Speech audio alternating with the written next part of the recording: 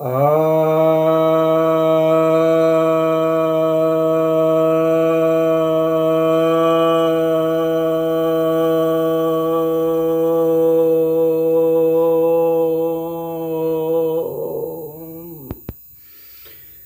भक्तजनों को सप्रेम नमन।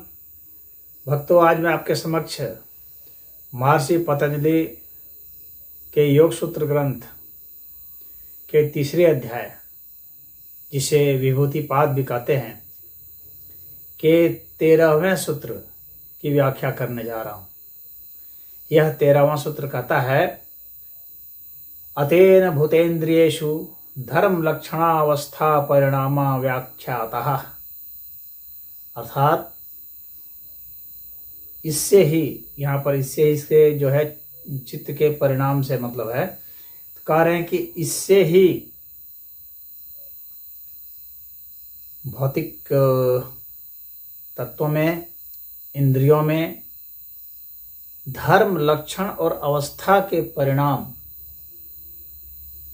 होते हैं, ऐसे जाना चाहिए। इसका अर्थ यह हुआ कि जो चित्त के परिणाम इसके पहले बताए हैं, व्युत्थान के संस्कार हैं, निरोध के संस्कार हैं, समाधि के संस्कार थे, तो ये जो हैं ये चित्त के परिणाम हैं। तो इनका जो है, इनको इस तरह समझना चाहिए कि जैसे कि भौतिक तत्वों में ये चित्त जो है वह एक धर्म होता है और उसका एक धर्मी है, अर्थात जो वास्तव में मूल अस्तित्व है, वह मूल अस्तित्व ही विकारग्रस्त होकर के और चित्त के रूप में आ जाता है। अब वह जो है और विकृत हो करके और विकारग्रस्त हो करके फिर अन्य तत्वों में आ जाता है। और एक जो है हमारा एक व्यष्टि चित्त है, जो कि एक व्यक्ति का है, और यहाँ पर इस अस्तित्व में सनातन धर्म यह मानता है कि एक समष्टि चित्त है। हालांकि विज्ञान अभी इसी पर नहीं वो कर रहा है, मान नहीं रहा है, लेकिन एक ऐसा समय आएगा अवश्य कि मानना पड़ेगा कि एक समष्टि चित्त है, उसके भी पीछे जो है एक चेतन तत्व है। वह उसका जो है इन्फ्लुएंस से, उसके प्रभाव से एक विकारग्रस्त जो है चित्त आता है, फिर उसकी अवस्थाएं आती हैं, वृत्तियां आती हैं, और उसके विकार स्वरूप जो है पदार्थ बनते चले जाते हैं। तो यह जो पदार्थ बनते हैं यानी भौतिक तत्व भूत, और इसके बाद फिर जो है उसका जो विकार होते हैं, तो फिर इंद्रियां बनती हैं। भौतिक तत्व अर्थात हो गया जैसे सामान्य अर्थ में जिसको हम लोग पदार्थ कहते हैं, ऊर्जा कहते हैं, ये सब भौतिक तत्व में आएंगे, ऊर्जा भी और पदार्थ भी। और चाहे डार्क मैटर हो चाहे डार्क एनर्जी हो, वे सब भी उसी में आएंगे, भौतिक तत्व में ही आएंगे। जो भले हम अभी उसे मतलब नहीं अभी डिटेक्ट कर पाए हैं, नहीं पहचान पाए हैं, लेकिन जहाँ तक भी आकार का अस्तित्व है, जहाँ तक भी संयोजन और विभाजन की प्रक्रिया है, वो सब भौतिक तत्वों के तहत ही आएंगे। तो फिर वे सब भी जो है फिर बन करके क्या होता है कि फिर इंद्रियों का बनना होता है, और ये इंद्रियां जो होती हैं फिर इन भौतिक तत्वों के साथ संबंध बनाती हैं, यानी उनका ग्रहण और उसका त्याग होता रहता है। तो यह जो सिलसिला है, इसमें क्या होता है कि यहाँ पर बताया गया है कि ये जो धर्म है, जैसे कि मान लीजिए कि एक मिट्टी है, अब वह मिट्टी जो है घड़े के रूप में अपना एक नया धर्म बना देती है। इस धर्म का रूपांतरण हो जाता है घड़े के रूप में, मिट्टी का। पानी के साथ संयोग हुआ, अग्नि के साथ संयोग हुआ और अन्य जो घड़ा बनाने वाला उसके साथ संयोग हुआ और इस तरह से वह बन जाता है, तो वह मिट्टी घड़े के रूप में आ जाती है। तो इस तरह से आप देखेंगे कि उसमें एक परिवर्तन हुआ, तो उसने घड़े का गुण धर्म ग्रहण किया मिट्टी ने, किसके साथ? अग्नि के साथ संयोग करके, वायु के साथ संयोग करके, जल तत्व के साथ संयोग करके और अन्य चीज जैसे दबाव के साथ संयोग करके, और हाथों का सहारा जिस व्यक्ति ने दिया उसको घुमाया, गूंथा, तो इसके साथ संबंध बनाते हुए उसने वैसा रूप ग्रहण किया, यानी उसमें वो क्षमता थी उस रूप को ग्रहण करने की। अब इसी तरह से हमारी जो इंद्रियां हैं वो ग्रहण करती हैं किसी भी चीज को, बाहर जो भी है, हम किसी चित्र को ग्रहण करते हैं, अपनी आंखों से देखते हैं, तो हमारा यह इंद्रिय का जो है ये परिणाम होता है। तो हम किसी चित्र को ग्रहण किए, नाक से जो है हम किसी गंध को ग्रहण किए, कान से जो है ध्वनि को ग्रहण किए, और त्वचा से स्पर्श को ग्रहण किए, और जीभ से जो है और हम स्वाद को ग्रहण किए किसी भी वस्तु के। तो इस तरह से जो हम ये ग्रहण करते हैं ये उसका परिणाम हमें फिर आता है। तो ये ग्रहण करने की इसमें शक्ति होती है इंद्रियों में, फिर पदार्थ के साथ संयोग करते हैं। तो यह जो सिलसिला चलता है वहां से जो क्रम चला, तो इसमें क्या है, एक लक्षण यहाँ बतलाया गया कि लक्षण आते, लक्षण किसको यहाँ कहा जाता है? समय को। तो एक समय यह कुछ था, फिर बदल करके कुछ हो गया, दूसरा समय हो गया, अतीत में था तो वर्तमान में आ गया, वर्तमान से फिर जो है भविष्य में चला गया। और ऐसा भी होता है कि जो है वर्तमान का है वो कुछ उसका अतीत में चला गया, दब गया, अभी जो था वो दब गया और दूसरा आ गया, वो धीरे धीरे नष्ट हो गया।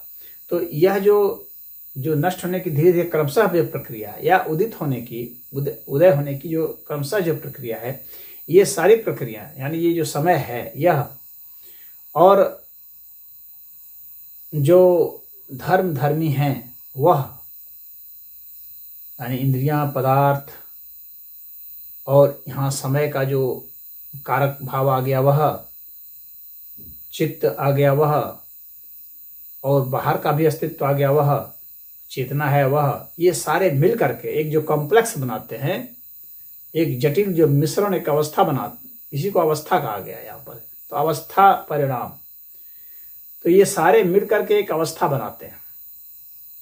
अब उसी में हम कहते हैं कि यह इस अवस्था से इस अवस्था में चला गया, यानी अब ऐसा था वैसा हो गया।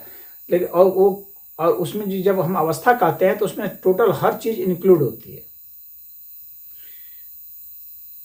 जितने भी कारक होते हैं वे सारे उसमें समाहित होते हैं। वैसे मूलतः तो एक ही चीज जो है, एक ही अस्तित्व तो है वह, लेकिन उस अस्तित्व को यहाँ पर अलग अलग अर्थ में हम लोग समझने का प्रयास करते हैं। तो इसीलिए उसको एक अवस्था का नाम देते हैं कि यह इस अवस्था में ऐसा था, इस अवस्था में ऐसा हो गया। यानी इस अवस्था का मतलब कि इस टाइम फ्रेम में, इस काल में, इस समय में जितनी भी परिस्थितियां थी उनको मिला करके एक नाम जो दिया जाता है उसको अवस्था कहते हैं। अब वह परिस्थिति अब बदल करके अब दूसरी परिस्थिति हो जाती है तो वह एक अवस्था कहलाती है। इस तरह से इसके परिणाम आते रहते हैं। तो या तो उदित होकर के आगे चले जाएंगे या पीछे चले जाएंगे, लेकिन अवस्था तो पूरा कॉम्प्लेक्स जटिलता वाली स्थिति होती है सब चीज का। उसमें समय भी रहेगा, उसमें पदार्थ भी रहेंगे, उसमें ऊर्जा भी रहेगी, उसमें दबाव भी रहेगा, उसमें दिशा भी रहेगी, उसमें उसका एक्सटेंशन भी रहेगा, दूरी बोध रहेगा। तो उसमें जितनी चीजें हैं, उसमें ऊष्मा है, हर तरह की जितनी भी ऊर्जा होती है सभी ऊर्जाएं शामिल हैं। और उसको जो ग्रहण करने वाला है उसके पीछे, सबके पीछे एक जो शक्ति है जो ग्रहण कर रही है, जो बैकग्राउंड में है, जो कि इन सब जितने भी संयोग वियोग हो रहे हैं इन सब के पीछे जो है वो रोल प्ले कर रहा है। तो जैसे कि मान लीजिए कि मैं कहूँगा कि हम लोग कहते हैं कि इसका रंग हरा है या इसका रंग पीला है।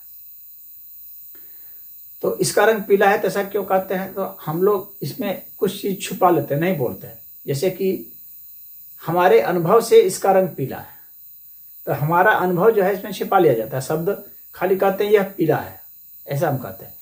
तो हमारे अनुभव से, तो यह जो हमारा अनुभव जो है ना, वह जो है भीतर जो ग्रहण करने वाला है वह इस चीज को समझ रहा है और जिसके लिए वह कहा जा रहा है वह भी समझ रहा है कि इसके अनुभव से यह पीला है, तो उस वक्त उसकी जो अवस्था होगी जिससे उसको पीलापन का बोध होता है उसको वह व्यक्त करता है। जैसे मान लीजिए किसी को पीलिया का बहुत जबरदस्त रोग हो गया, तो हर चीज को पीली पीली दिखती है, तो कहेगा कि यह पीला है। हो सकता है वह अन्य के अनुभव में पीला ना हो, लेकिन उसके लिए वह पीला है, तो उसकी उस अवस्था में वह पीला है, लेकिन अन्य के लिए वह पीला नहीं है, क्योंकि अन्य की अवस्था अलग है। तो इस तरह से हमारे चित्त की ये वृत्तियां हैं, और ये वृत्ति स्वरूप होकर के ही ये परिणाम देती हैं। तो उसका जो परिणाम आता है, तो हालांकि परिणाम तो सबका साथ एक साथ अवस्था के अंतर्गत ही आएगा, लेकिन ये जितनी भी अवस्थाएं आती हैं, चित्त की जितनी भी अवस्थाएं हैं, जैसे कि यहाँ योग में बताया गया है कि क्षिप्त है, विक्षिप्त है, मूढ़ है, एकाग्र है और निरुद्ध है, ये चित्त की अवस्थाएं हैं, चित्त की वृत्तियां हैं। तो ये जो वृत्तियां इस तरह की होती हैं, इन वृत्तियों का ही क्रमशः चाहे निरोध हो जाता है, तो चाहे इनका उदय होता है, तो हर स्थिति में इसके जो परिणाम है उसका आकलन किया जाता है। और उसी के आकलन को यहाँ कहा गया है कि उसी को यहाँ पर जानना चाहिए, उसका परिणाम जानना चाहिए। यानी अवस्था का परिणाम जानिए, लक्षण का परिणाम जानिए, यानी अतीत में क्या था, अब क्या है, आगे क्या होगा, इनका परिणाम जानिए।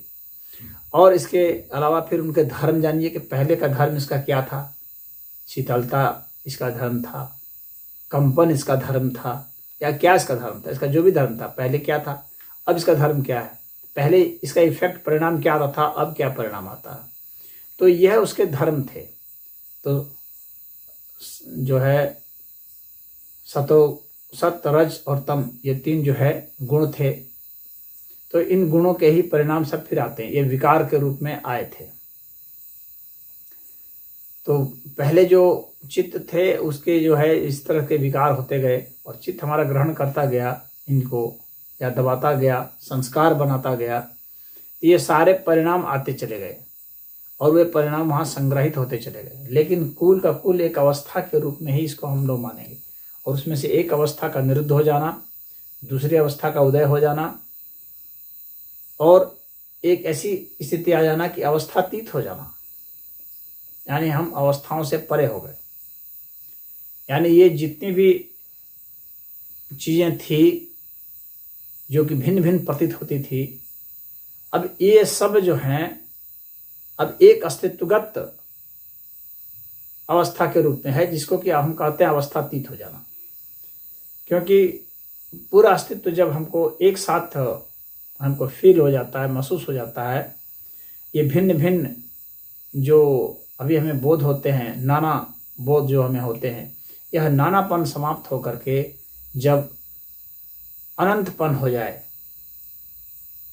एक में अवस्था हो जाए, और यह अनंतपन में नानापन नहीं रह जाएगा, एक में अवस्था उसको कहेंगे।